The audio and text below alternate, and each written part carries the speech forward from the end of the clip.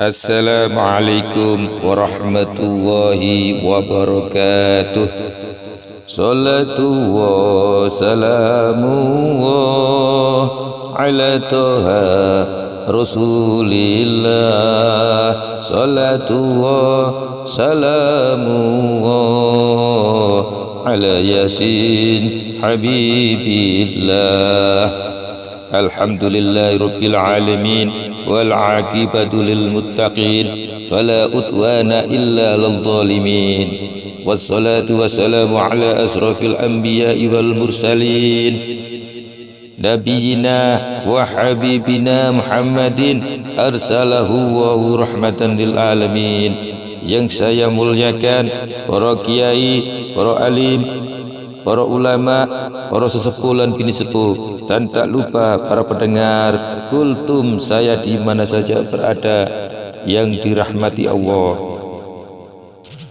Hadirin hadirat yang dimuliakan Allah dan para pendengar di mana saja berada.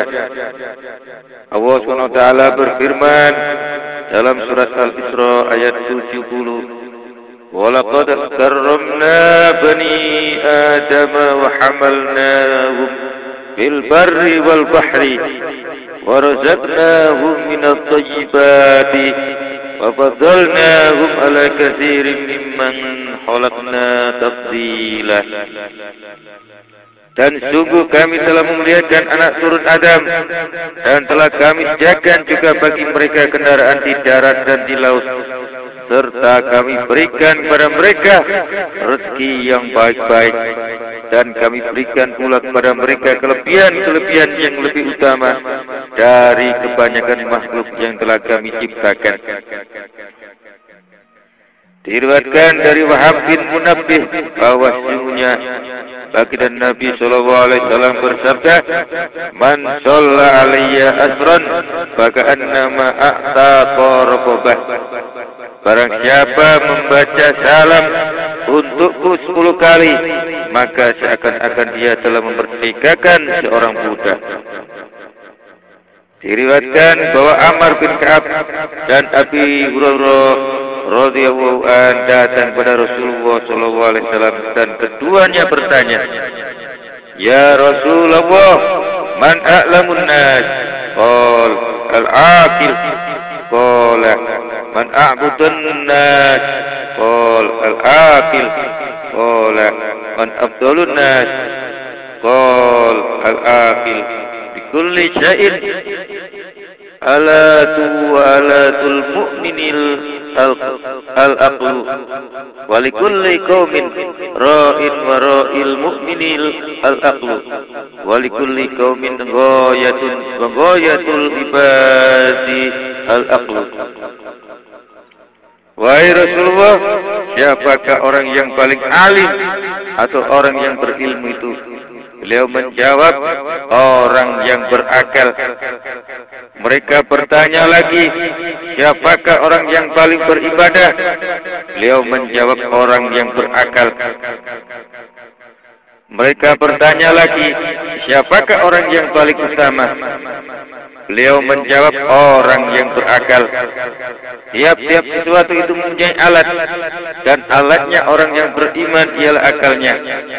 Tiap-tiap kaum itu mempunyai pemimpin, dan pemimpinnya orang-orang beriman ialah akalnya. Tiap-tiap kaum itu mempunyai tujuan, dan tujuan pokok bagi para hamba ialah pada akalnya. Dari Siti Aisyah radhiyallahu anha bahwa dia berkata, akal itu ada 10 bagian, 5 bagian tampak kelihatan dan 5 yang lain tidak tampak. Adapun yang tampak kelihatan ialah yang pertama diam, sebagaimana sabda baginda Nabi sallallahu alaihi wasallam, "Man somata najah." Barang siapa diam, maka selamatlah dia. Dan sabda baginda Nabi sallallahu alaihi wasallam, "Man kasura kalamuhu kasura saqatuhu." Barang siapa banyak bicaranya, maka banyaklah salahnya. Yang kedua sabar. Yang ketiga merendahkan diri, yakni sopan. Sebagaimana sabda baginda Nabi sallallahu alaihi wasallam, "Man tawaddu'a rafa'ahu Allahu wa man takabbara wada'ahu Allah." Barang siapa yang merendahkan diri, maka diangkat oleh Allah Ta'ala, dan barang siapa bertakabur akan direndahkan oleh Allah. Yang keempat, perintah dengan kebaikan dan melarang yang mungkar. Yang kelima, berbuat baik. Adapun yang tidak tampak ialah yang pertama berpikir, yang kedua memberikan ibarat atau teladan atau pengajaran, yang ketiga menganggap perkara besar terhadap dosa, yang keempat takut pada Allah Ta'ala, yang kelima merendahkan hawa nafsu dan mengalahkannya. Dalam sebuah hadis diceritakan, khuliqal khasanu ala sab'atin aqsamin, al-latafatu wal mulakhatu wal diya'u wan nuru wal zulmatu wal riqqatu wal diqqatu lamma khalaqal khalqa wa hadil ajya'a ja'ala likulli syai'in minha qisman wahida wa ja'ala latafata lil jannati wa mulahata lil huril in wa dhiya'a lisyamsi wa nuru lil qamari wa zulmati lil laili wa riqqata wa diqqata lil hawa wa zayyana العالم الأكبر يعني السماوات والأرض يعني السماء والأرض بهذه الأقسام. ولما خلق الله تعالى آدم عليه السلام وجوأ وهو العالم الأصغر زينه بكل هذه الأشياء وجعل اللطافة للروح وملاحة للسان والضياء لوجهه والنور لعينه والظلمة لشعره والرقة لقلبه والدقة لسره وكان الإنسان أحسن من كل شيء كما قال الله تعالى في حقه في أي سورة ما شاء ركبك. Kebaikan itu diciptakan menjadi 7 bagian, yaitu halus, indah, manis atau cantik, cahaya, sinar, halus dan lembut. Setelah dia Allah menciptakan makhluk dan segala sesuatu, maka dijadikanlah tiap-tiap sesuatu itu mempunyai 1 bagian. Halus atau indah untuk surga, manis cantik untuk bidadari, cahaya untuk matahari, sinar untuk bulan, gelap untuk malam, dan halus dan lembut untuk udara. Dan Allah pun menghias alam besar ini, yakni langit dan bumi, dengan macam-macam kebaikan atau keindahan ini. Dan setelah Allah Ta'ala menciptakan Nabi Adam alaihissalam dan Hawa istri Adam, yakni alam kecil, maka dia Allah menghiasinya dengan macam-macam kebaikan ini juga. Maka dijadikanlah halus untuk jiwanya, manis untuk lisannya, cahaya untuk wajahnya, sinar untuk matanya, gelap untuk rambutnya, halus untuk hatinya, dan lembut untuk rahasia perilakunya. Maka adalah manusia itu sebaik-baik daripada segala sesuatu, sebagaimana firman Allah Ta'ala dalam masalah manusia, fi ayyi suratin ma sya'a rakkabak, dalam bentuk bagaimanakah dia Allah telah berkehendak menyusun tubuhmu. Tidak ada perselisihan pendapat bahwa para nabi alaihissalatu wassalam itu lebih utama daripada malaikat yang rendah derajatnya atau di bumi. Adapun perselisihan pendapat para ulama ialah perbandingan antara mereka para nabi dengan para malaikat yang tinggi derajatnya, yakni di langit. Kebanyakan para sahabat berpendapat bahwa para nabi itu lebih utama daripada para malaikat keseluruhannya. Dan sependapat dengan ini juga para kaum Syiah dan ahli beberapa agama. Kata kaum Mu'tazilah, para malaikat itu lebih utama, dan demikian juga kata para ahli filsafat. Ulama kita membantah dengan mengungkapkan beberapa segi. Yang pertama firman Allah Ta'ala, wa qulna lil malaikati isjudu li Adam. Dan ingatlah ketika kami Allah katakan kepada para malaikat, sujudlah kamu sekalian kepada Adam. Mereka diperintah bersujud kepada Adam, perintah agar supaya yang rendah bersujud kepada yang lebih utama. Itu sekaligus bisa dipahami. Artinya Nabi Adam lebih utama daripada para malaikat. Yang kedua firman Allah Ta'ala, wa 'allama Adam al-asma'a kullaha ila qauli subhanaka la ilma lana illa ma 'allamtana innaka antal alimul hakim. Dan dia Allah telah mengajarkan kepada Adam nama-nama semuanya sampai dengan firman-Nya, Maha suci Engkau yang tidak ada ilmu pengetahuan bagi kami kecuali apa-apa yang telah Engkau ajarkan kepada kami. Ini menunjukkan bahwa Adam telah mengetahui nama-nama semuanya dan mereka para malaikat belum mengetahui. Dan orang yang mengetahui, yakni orang alim itu lebih utama daripada yang lainnya.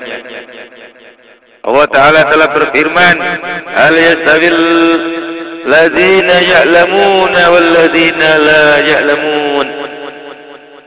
Apakah sama orang-orang yang mengetahui dengan orang-orang yang tidak mengetahui? Tentunya tidak sama. Sesungguhnya pada manusia itu terdapat beberapa faktor yang memalingkan dia dari melakukan ibadah. Faktor itu ialah nafsu syahwatnya, kemarahannya, dan keperluan hidupnya yang menyibukkan seluruh waktunya. Dan para malaikat tidak ada padanya faktor-faktor itu. Tidak ragu-ragu lagi bahwa ibadah dengan faktor-faktor penggalang tersebut memerlukan keikhlasan, dan hal itu adalah sukar. Maka itulah sebabnya menjadi lebih utama. Keterangan ini telah dituturkan oleh Al-Alama Taftazani di dalam kitab syarahnya dalam masalah Al-Aqaid. Maka hendaknya engkau membacanya. Sabda baginda Nabi sallallahu alaihi wasallam, afdalul a'mali ahmazuha. Amal yang paling utama ialah yang paling sukar atau berat. Maksudnya amal yang paling sukar atau berat, maka pahalanya lebih banyak. Yang keempat, sesungguhnya manusia itu bentuknya atau wujudnya disusun atau diciptakan dengan ciptaan antara malaikat dan binatang. Malaikat mempunyai akal, tapi tidak punya nafsu syahwat, dan binatang mempunyai nafsu syahwat tapi tidak punya akal. Maka manusia dengan akalnya mempunyai bagian tingkah laku seperti bagian yang dimiliki oleh malaikat, dan dengan tabiatnya nafsu syahwatnya mempunyai bagian tingkah laku seperti bagian yang dimiliki oleh binatang. Kemudian apabila tabiatnya nafsu syahwatnya itu mengalahkan akalnya, maka dia akan lebih jelek daripada binatang. Firman Allah Ta'ala, ulaika kal an'ami bal hum adallu ulaika humul ghafilun. Mereka itu seperti binatang, bahkan lebih sesat, dan mereka adalah orang-orang yang lalai. Dan firman Allah, inna syarrat dawabi indallahil summul bukmu. Sungguh sejahat yang melata menurut Allah ialah orang yang tuli lagi bisu. Yang demikian itu bagi orang yang akalnya bisa mengalahkan tabiatnya atau nafsunya, maka dia lebih baik daripada malaikat. Baginda Nabi sallallahu alaihi wasallam bersabda, "Lamma khalaqallahu ta'ala Adam alaihi salam wa dzurriyyatahu qalatil malaikah, ya Rabbi khalaqtahum ya'kuluna wa yashrabuna wa yankizu wa yankihuna wa yarkabuna wa yalbasuna thiyaba wa yanamuna wa yasrakhuna wa lam taj'al lana shay'an min dhalika faj'al lahum ad-dunya wa lana al-akhirah." Qala Allah Ta'ala la aj'alu man khalaqtuhu biyadi wa nafakhtu fihi min ruhi kaman khalaqtuhu bikun fayakun. Ketika Allah Ta'ala telah menciptakan Adam alaihissalam dan anak cucunya, maka para malaikat berkata, ya Tuhan kami, Engkau telah menjadikan mereka bisa makan, minum, bernikah, berkendaraan, memakai pakaian, tidur dan berusaha untuk hidup, dan Engkau tidak menciptakan untuk kami sedikit pun dari yang demikian itu. Maka oleh karena itu jadikanlah bagi mereka itu dunia dan bagi kami akhirat. Firman Allah Ta'ala, aku telah menjadikan orang yang aku ciptakan dengan tanganku dan aku hembuskan ruhku seperti orang yang kuciptakan hanya dengan ucapanku, jadilah engkau, maka dia jadi. Yakni seperti orang yang aku ciptakan hanya dengan perintah dan dia adalah malaikat. Berarti juga manusia itu tidak sama dengan malaikat kemuliaannya dan dekatnya. Bahkan kemuliaan manusia itu lebih banyak dan kedudukannya pun lebih tinggi.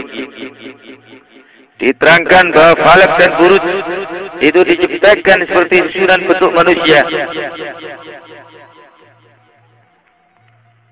Maka sebagaimana falak itu terdapat 7, maka demikian pula anggota pada manusia. Falak dibagi menjadi 12 buruj, demikian pula pada manusia terdapat 12 lubang, yaitu 2 mata, 2 telinga, 2 lubang hidung, 2 jalan kupul dan dubur, dan 2 buah dada, mulut dan pusat, yakni perut. Adapun falak maka 6 buruj di selatan, 6 buruj di utara. Dengan demikian juga bagi manusia 6 lubang di bagian kanan dan 6 lubang di bagian kiri. Falak mempunyai 7 binatang, falak mempunyai 7 bintang-bintang, dan di badan manusia pun terdapat 7 kekuatan, yaitu yang pertama daya pendengar, yang kedua daya penglihat, yang ketiga daya pencium, yang keempat daya berasa, yang kelima daya beraba, yang keenam daya berpikir, dan 7 daya bicara. Maka segala gerakanmu juga semisal gerakan bintang-bintang, lahirmu dari kandungan sebagaimana terbitnya bintang-bintang, dan kematianmu juga seperti terbenamnya bintang-bintang. Ini adalah istibar atau dipersamakan dengan alam tinggi, yakni alam langit. Adapun diiktibarkan, dipersamakan dengan alam yang bawah, yakni alam bumi, maka badanmu seperti bumi, tulang belulangmu laksana gunung-gunung, otakmu semisal barang tambang, air pelumu seperti air sungai, dagingmu seperti tanah, rambutmu laksana tumbuh-tumbuhan, wajahmu laksana timur, dan punggungmu seperti barat, kananmu seperti selatan, kirimu seperti utara. Nafasmu seperti angin, pembicaraanmu bagaikan guruh, tertawamu seperti kilat, tangismu seperti hujan, marahmu bagaikan awan, tidurmu laksana mati, perjagamu atau melekmu seperti hidup, masa mudamu seperti musim kemarau, dan masa tuamu laksana musim hujan. Fatabarakallahu ahsanul khaliqin. Maha berkah Allah, dan dia sebaik-baik pencipta, dan dia Allah telah menciptakan di dalam telapak tangan 35 tulang, dan demikian pula pada kaki. Diriwayatkan dari Abu Hurairah radhiyallahu an di dalam menafsirkan firman Allah Ta'ala, Rabbil Alamin, Tuhan seluruh sekalian alam, bahwa Allah Ta'ala telah menciptakan makhluknya dan menjadikannya 4 golongan. Yang pertama malaikat, yang kedua syaitan, yang ketiga jin, dan yang keempat manusia. Kemudian dia Allah menjadikan 4 golongan ini menjadi 10 bagian. 9 bagian dari 10 itu ialah para malaikat, dan yang sebagian ialah meliputi syaitan, jin, dan manusia. Selanjutnya dia Allah menjadikan mereka setan, jin dan manusia menjadi 10 bagian. Maka yang 9 bagian ialah setan dan yang sebagian ialah jin dan manusia. Kemudian dia Allah menjadikan keduanya itu menjadi 10 bagian. Yang 10 bagian ialah jin dan yang sebagian ialah manusia. Lalu manusia itu dijadikan menjadi 125 bagian. Yang 100 bagian dijadikan di negara India. Yang tempat kembali mereka ialah neraka. Yang 12 bagian dijadikan di negeri Roma. Yang tempat kembali mereka neraka. Yang 6 bagian dijadikan di timur dan 4 kembali mereka neraka. Dan 6 bagian yang dijadikan di barat, yang tempat kembali mereka juga neraka. Dan yang tinggal 1 bagian menjadi 73 bagian. 72 bagian jadi ahli bid'ah dan sesat. Maka hanya 1 kelompok yang selamat ialah ahli sunnah wal jamaah. Dan dihisabnya terserah kepada Allah Ta'ala, akan mengampuni orang yang dikehendaki dan akan menyiksa orang yang dikehendaki pula. Abu Bakar Al-Balqi ditanya mengenai orang kafir yang memperoleh hadiah dari sultan atau raja atau presiden, maka hal dia tahu bahwa sultan, raja, presiden telah mendapatkan hartanya dengan cara gosok, yakni mengambil tanpa diketahui pemiliknya. Yang demikian itu halal atau tidak? Kata Abu Bakar Al-Balqi, kalau sultan itu telah mencampurnya dengan harta yang lain, maka tidak apa-apa memperolehnya. Kalau sultan itu memberikannya dari harta yang nyata-nyata dari gosok tanpa dicampur dengan yang lain, maka tidak boleh. Kata ahli fikih yaitu Abu Lais, jawaban ini sesuai dengan Abu Hanifah, karena menurut pendapatnya bahwa seorang yang telah menggosok harta suatu kaum dan dia mencampurkannya dengan harta yang lain yang dimilikinya, maka orang yang gosok itu menjadi berhutang pada kaum tadi. Dan telah disebutkan di kitab Bustanul Arifin bahwa orang-orang sama berselisih dalam masalah mengambil atau menerima hadiah dari sultan. Sementara mereka berkata, boleh selagi dia tidak tahu bahwa yang diberikan padanya itu dari harta haram. Sementara yang lain mengatakan tidak boleh. Adapun mereka yang memperbolehkannya, maka mereka bermazhab mengikuti jejaknya telah diriwayatkan dari Ali bin Abi Thalib radhiyallahu anhu, bahwa dia Ali berkata, sesungguhnya sultan itu mendapatkan yang halal dan yang haram, maka apa saja yang dia berikan padamu, ambillah, karena yang diberikan padamu itu dari yang halal. Umar radhiyallahu anhu berkata, baginda Nabi sallallahu alaihi wasallam bersabda, Man utaya syai'an min ghairi mas'alatin falya'khudhu fa innama huwa rizq. Barang siapa diberi sesuatu tanpa minta, maka hendaklah dia mengambilnya, karena sesungguhnya sesuatu yang diberikan itu adalah rezeki dari Allah Ta'ala. Diriwayatkan bahwa Habib bin Abi Sabit berkata, aku mengetahui Ibnu Umar radhiyallahu anhu dan Ibnu Abbas radhiyallahu anhu, keduanya menerima hadiah dari Al-Mukhtar yang dia sudah termasuk seorang yang berlaku aniaya.